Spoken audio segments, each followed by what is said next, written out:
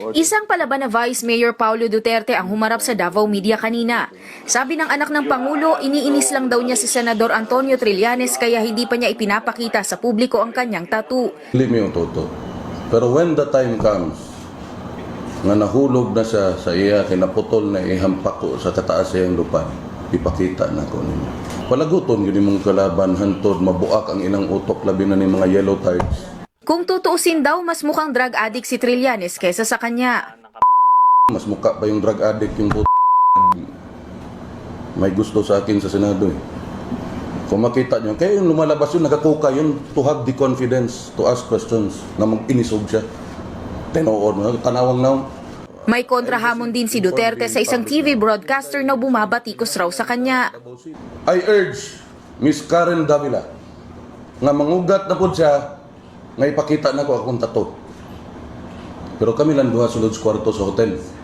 Hinamon din ng Vice Mayor na ibenta ng media ang kanyang relong Audemars Piguet na ayon kay Trillanes ay may halagang 1.9 million pesos. Kuadre. Ibaligya kung moabot ni 1.9 million. Tunga-tungaan ninyo media ang kwarta.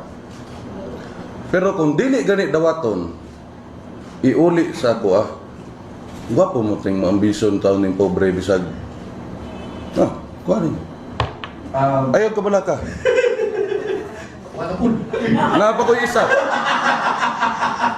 Pero binalya rin ng vice-alkalde ang mismong media.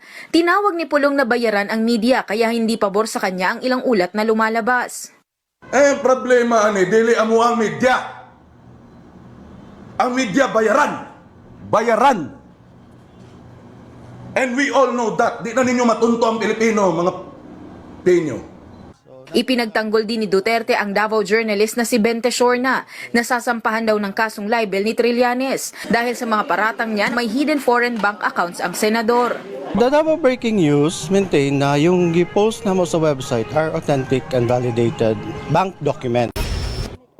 Isang palaban na Vice Mayor Paulo